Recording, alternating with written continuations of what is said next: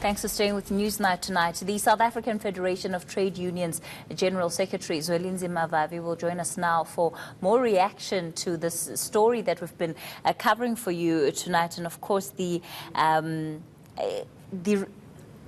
resignation. I must use my words properly because it wasn't the removal, the resignation of Nhlanhla Nene from the Finance Ministry portfolio. What's your reaction?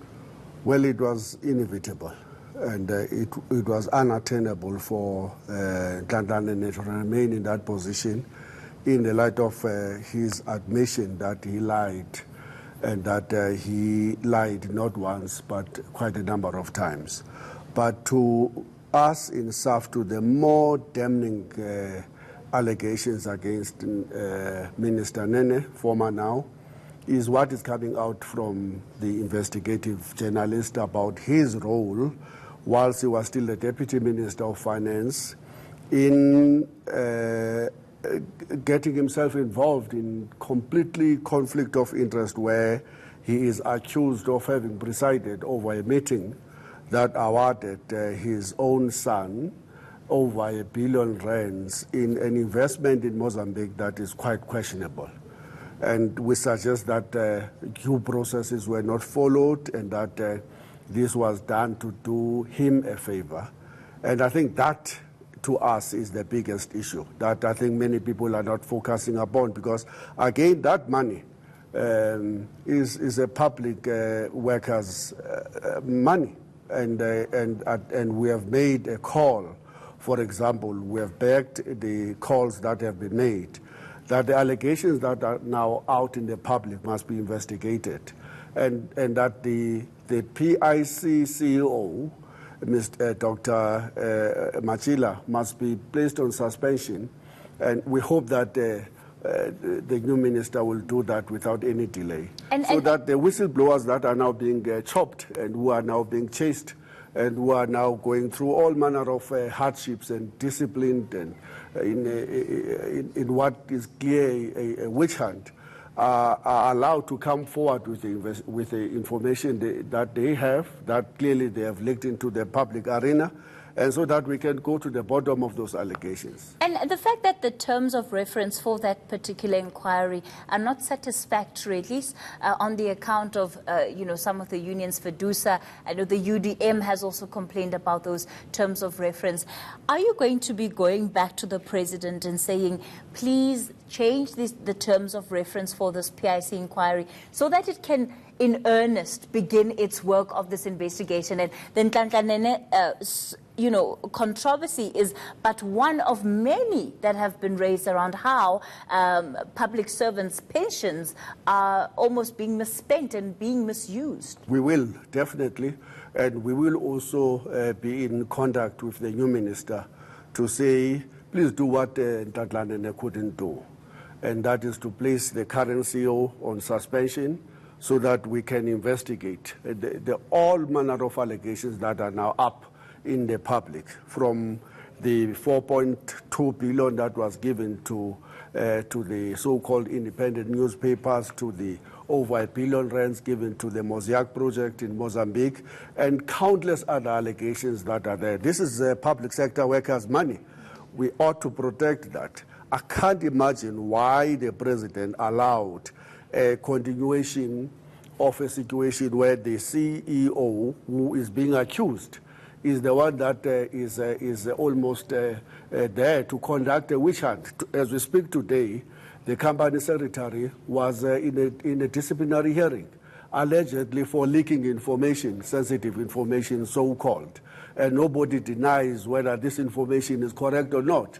And they are tackling her on the basis that the information that she revealed should have not been revealed.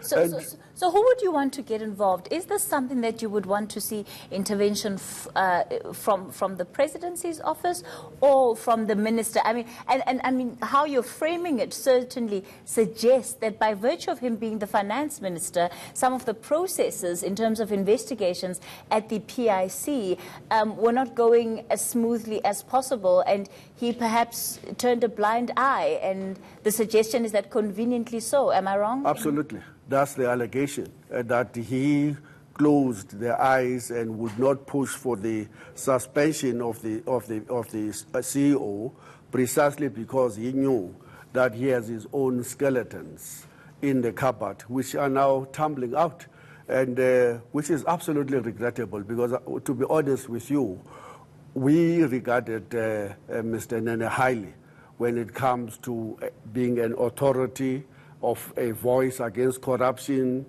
upright standing, transparent, and we're quite disappointed. You know, remember, we were the guys who marched when he was being removed. I think it was in November of 2015, somewhere there, yeah, somewhere, yeah. 2015, 2016, things are moving so fast. You can't catch up. We marched out in principle, not in protection of his economic policies that we fundamentally disagree with, but we felt that we must take up a principle that there was somebody. The president, in his statement where he accepts the resignation, also said he has not been found guilty yet. So absolutely. He has not been found guilty of any wrongdoing, and that by all intents and services, he has served the public service with the utmost integrity, and that he must be commended for his commitment to the country. We commend him for refusing to sign that nuclear deal, by the way. Well done to Nhlanhla Nene. We commend him for refusing to sign the SAA deal to open a line for Gupta to go into India. We commend him for all of the things that he stood firm in the light of massive pressure. Yes, that's true. But the president must wait. We believe that more information is going to be coming, not before the end of this week, that will embarrass the president and make him to regret the statement that he made today. That seemed to suggest that this is still a clean man. What was being discussed in those 7 times meetings with the Guptas? I have a feeling you're about to tell us. What was being discussed? Wait until when? Why can't the Zondo Commission is on, and more people are going to speak out, because I don't think that the president accepted, by the way, accepted the resignation on the strength that Nene lied. Because I don't think that it was about that he met the Guptas. Because if that was going to be the criteria, then I suspect the entire cabinet, the entire National Executive Committee, except very few, will have to be shown the door.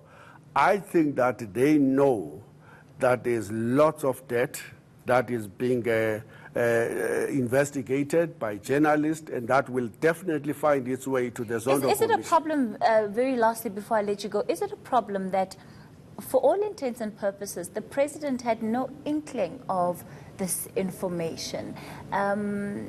Surely, would he have had means to know, even if it's not about the meetings with the Guptas in particular, but at least about the allegations that have surfaced around Nhlanhla Nene at the PIC? I can't imagine that this is not information that is contained in some file somewhere. Absolutely. That intelligence has on every member of cabinet that serves. Absolutely. My suspicion, I don't want to say my information, my suspicion is that the president knows of the allegations. But do you think that he knew about the allegations before his appointment of Nene? No, he didn't. No, he didn't. He had come to know about those allegations recently, and that's why there's an investigation. Inadequate as that investigation may be, but there's an investigation that is taking place in the PIC.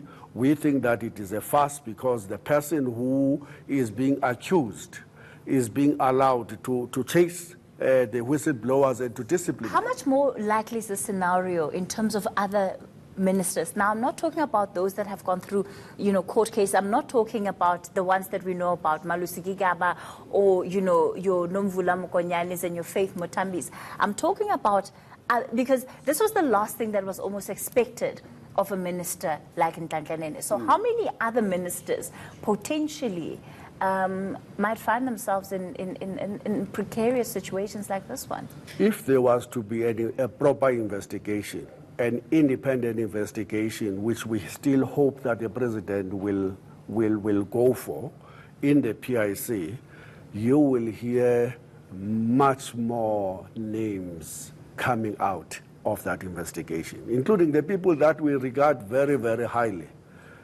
There's lots of stuff that have happened there. We all know the debt that is... Is it not in the public interest that you release this information? We're not, because I think the process is it would not be legitimate if I was to say so-and-so watch, so-and-so, I won't do that. But clearly I know enough. We have been in touch with the people who are whistleblowers in the PIC. We know as much as the president, we think, knows about the extent of the debt in the PIC. And we're asking him to act and to institute a truly independent investigation to save the public sector monies that are being used as what we call that, just being willy-nilly to fund projects that are completely unsustainable. And the PIC, that's the allegation, is now almost like a feeding scheme itself, and that's quite regrettable. All right, so Zwelinzima, Vavi, let's leave it there for tonight.